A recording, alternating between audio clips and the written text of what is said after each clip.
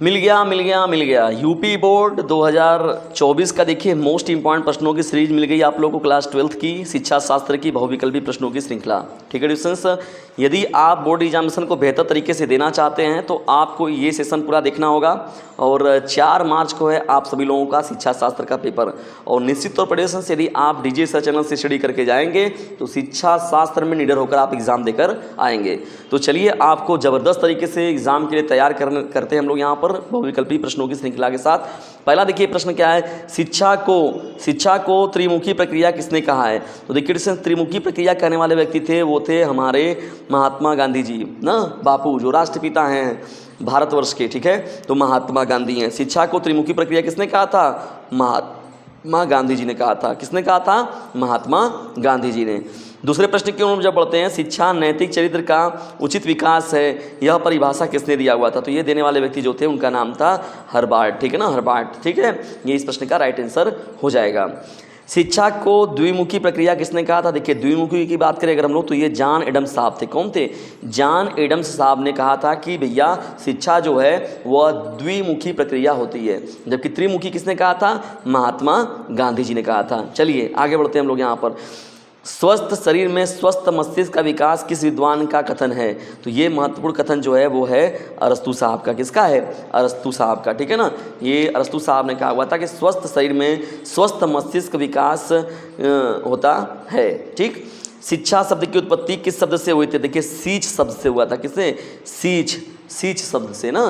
सीच का अर्थ क्या होता है, सीखना। ठीक है ना, किससे हुआ था, सीच शब्द से। और सीच का अर्थ क्या होता है, सीखना। पुस्तकालय शिक्षा का अभिकरण है।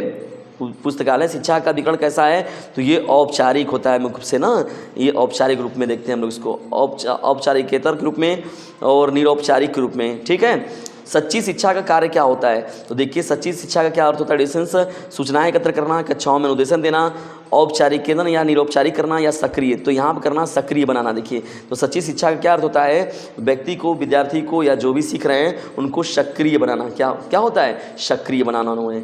शिक्षा का औपचारिक उपकरण क्या है। तो शिक्षा का जो औपचारिक उपकरण जो होता है, डिस्टेंस औपचारिक उपकरण वो होता है विद्यालय। क्या होता है, विद्यालय जो होता है वो औपचारिक उपकरण के रूप में प्रयोग होता है। किसमें, शिक्षा के दृष्टिकोण से।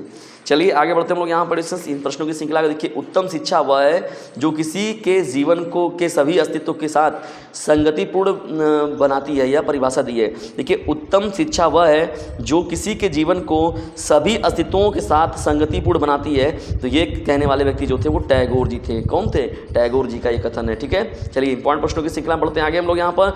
शिक्षा मनुष्य में निहित पूर्णता का प्रकटीकरण है। शिक्षा मनुष्य में निहित पूर्णता का प्रकटीकरण है, यह परिभाषा किसने दिया हुआ था। तो ये देने वाले व्यक्ति जो थे उनका नाम था विवेकानंद, स्वामी विवेकानंद जी ने ये बात कही थी। चलिए आगे बढ़ते हम लोग यहाँ पर देखते हैं प्रश्नों को। का देखिए प्रश्न क्या है, शिक्षा आयोग देखिए 1964 से 66 के अध्यक्ष कौन थे। बहुत ही महत्वपूर्ण प्रश्न है, बहुत ही ज़्यादा।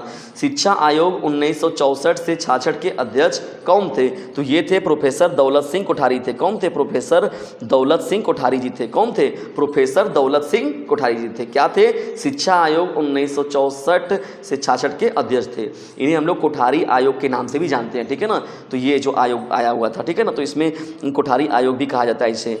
बनारस हिंदू विश्वविद्यालय में योगदान किसका रहा है महत्वपूर्ण रूप से देखा जाए तो। देखिए मुख्य रूप से अगर देखा जाए तो पंडित मदन मोहन मालवीय जी का ना, पंडित मदन मोहन मालवीय जी का नाम जो है वो बड़े सम्मान और आदर के साथ लिया जाता है। और आप जानते हैं कि काशी हिंदू विश्वविद्यालय, बनारस हिंदू विश्वविद्यालय का मैं भी छात्र हूँ। और वहाँ पर जब आप जाएंगे विद्यालय में तो महाविद्यालय जो विश्वविद्यालय है तो उसमें आप देखेंगे कि प्रत्येक दुकान रहे चाहे कहीं पर भी रहे, एक मोची भी अगर होगा अंदर सीलने वाला जूता वगैरह तो जो बनाने वाला, तो उसके पास भी मदन मोहन मालवीय जी की तस्वीर ज़रूर लगी होगी। ठीक है ना, उनके दुकान में। तो ये उनकी उपलब्धता का ही परिचय है।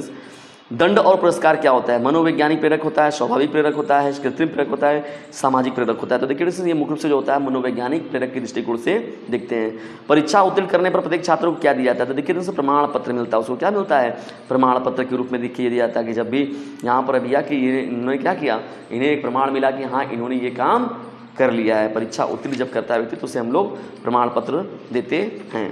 तो डिस्टेंस ये रहा आप सभी लोगों के लिए शिक्षा शास्त्र के महत्वपूर्ण प्रश्नों की श्रृंखला। इन बहुविकल्पी प्रश्नों की श्रृंखला आप लोगों को कैसी लगी कमेंट बॉक्स में जरूर बताइएगा। और किन प्रश्नों में आपको दिक्कत हो रहा है, अति लघु, लघु, निश्चित उत्तरी प्रश्न या फिर दीर्घ उत्तरी, तो मैं उसका डिस्कशन आप लोगों के साथ अवश्य रूप से करूंगा। लेकिन डीजे सर का कहना है पढ़ने के साथ ही साथ इस चैनल का लिंक भी अपने क्लासमेट पर शेयर करते रहना है। ठीक है डिस्टेंस, याद रखिएगा, अभी नहीं तो कभी नहीं। ठीक है, ज़बरदस्त तरीके से स्टडी कीजिए और अपनी एक अलग पहचान बनाइए डीजे सर चैनल के साथ जुड़कर, और इसे अपने क्लासमेट पर शेयर ज़रूर कीजिएगा। वीडियो को अंत तक देखने के लिए आप सभी लोगों का हृदय के गहराइयों से विनम्रतापूर्वक धन्यवाद।